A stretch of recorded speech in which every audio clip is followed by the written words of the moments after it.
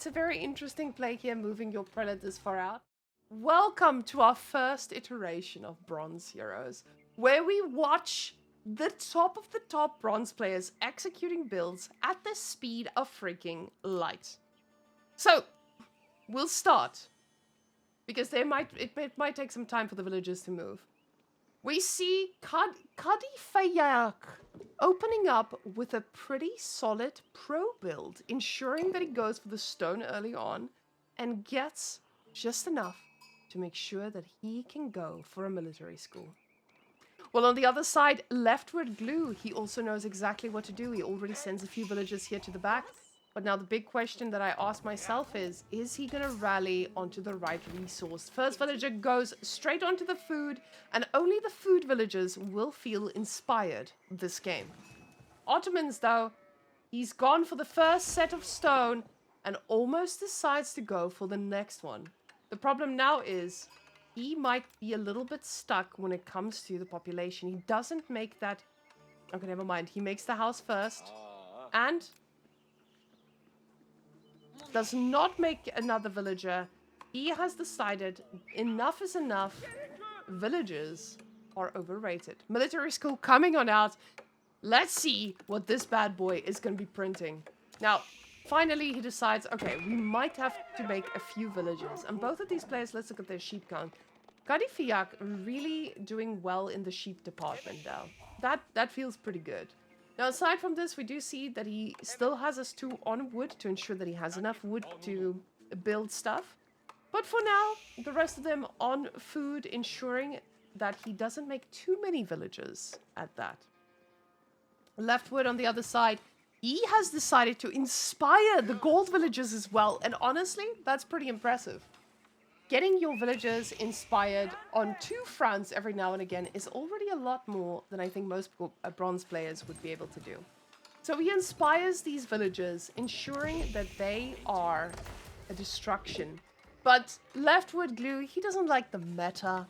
He decides to go for the Mindwork Palace. And I guess this could be seen as the meta. It's the leftward meta.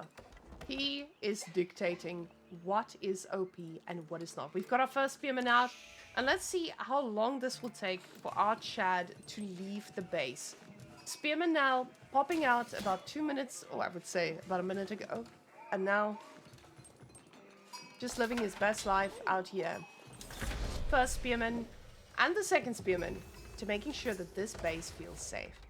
Kadifiak decides I have enough villagers for Dark Age, but in Feudal, I gotta start making a few more.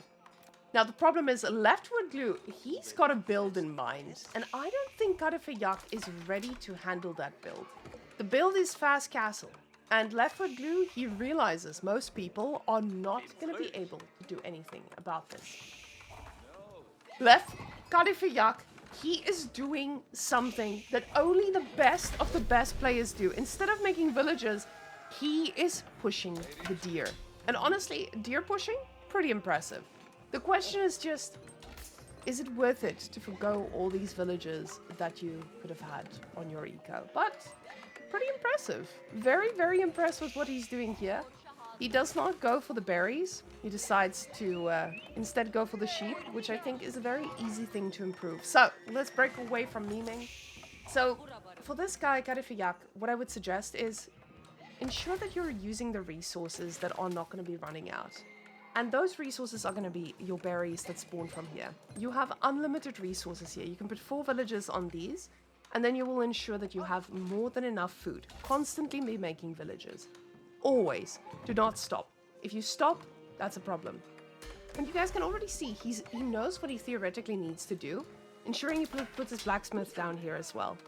Now, what you want to think about for yourself is also these spearmen. Do I want to get them to be feudal age spearmen, so they are not just dark age ones? You will need to make a barracks to be able to do so. But on the other side, we do see the same from leftward glue. He's now making units. For him, what I would suggest is actually following a build order, because I initially thought that he was going for a fast castle.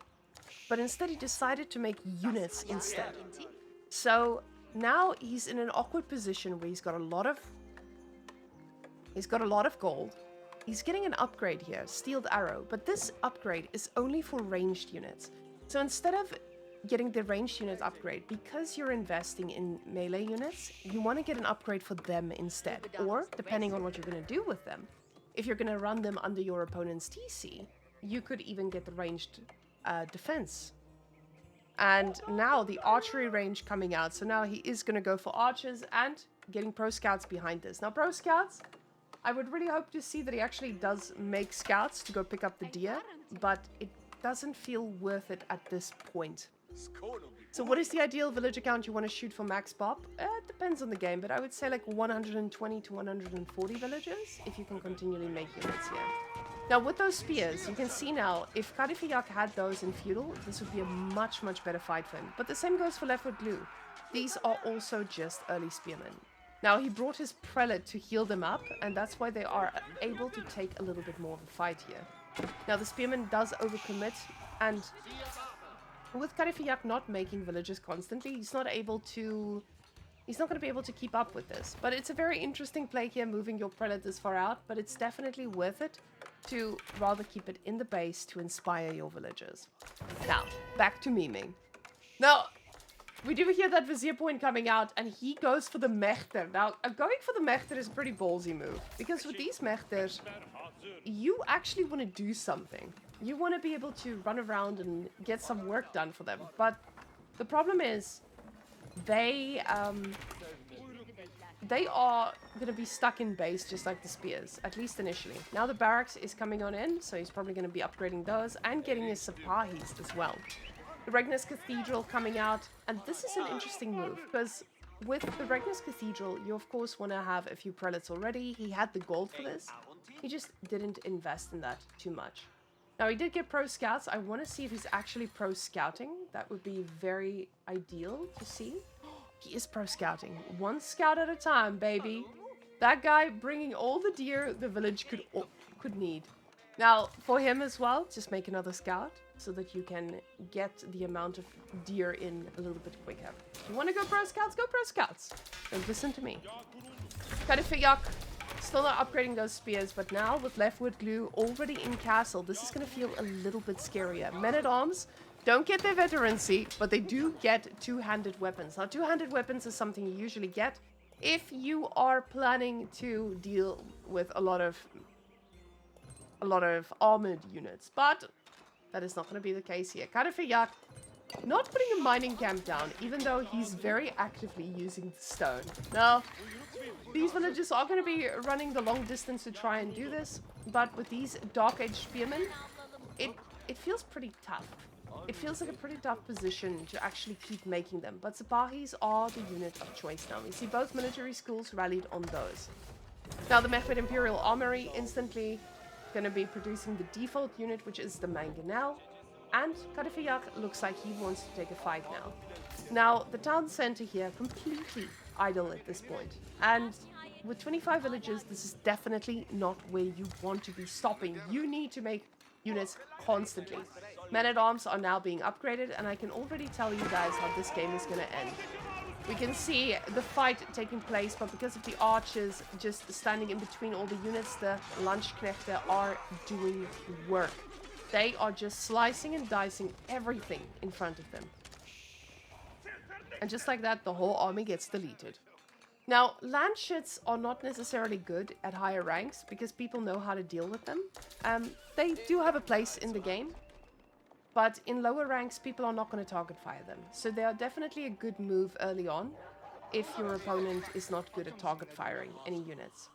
So he still does not make any villagers, and now you can see because he was out on the sheep, he ran out of food pretty quickly. And now with all of these berries out here, he could have had all the more food to be able to produce units. Now the army is starting to increase for him. Kadifiyak is trying his best, but that Mechter is beating at the speed of light on those drums, just ensuring his army is inspired. And at the same time, Leftwood Glue, he's already getting control on the rest of the map. We now see a trebuchet as well, so this is going to mean that he's going to be able to push pretty soon.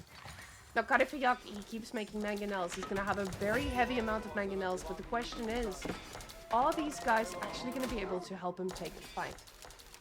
Now, with leftwood glue already having control of the middle of the map and floating a lot of gold, we can see with him having 5 relics, this feels pretty good for our Holy Roman Empire player. Kadafiak, he's making units, but he just leaves them in his base, not able to move out and actually do any damage. But now the Augsbach Palace is coming out inside the base, which means that it's going to be pretty hard for him to push past this. Now, we do see that Kadafiak is looking for some damage. He tries to find some villages. He does kill a few, but because he didn't constantly make villages himself, this does feel like something that is just a temporary fix for him. We do see the Landsknechte actually just completely destroying everything. The knights here from leftwood glue taking a lot of damage here, but the 2 veering off and going straight for the mangonels. And this was the right move here. Leftwood glue doing an amazing job at actually focus firing the boys at the back.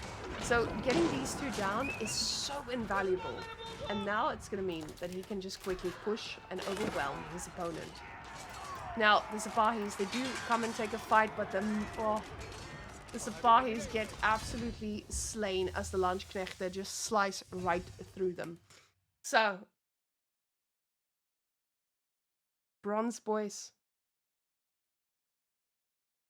My advice would be watch one build and execute it. Just one build.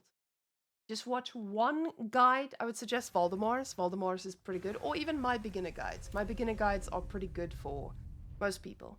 So once you get to that point, it makes it a lot easier to just be like, okay, I know what I need to do. Write it down. Write it down in a little book or a little sticky note. Put it on your screen and be like, oh yes, 7 villages on food, 3 on gold, and go from there. That is most likely going to be the best way to improve. And then you just practice that again and again and again, and always be making villagers. Why do you need to make villagers all the time in AoE? So basically with villagers, they are worth resources in a way because they're constantly working.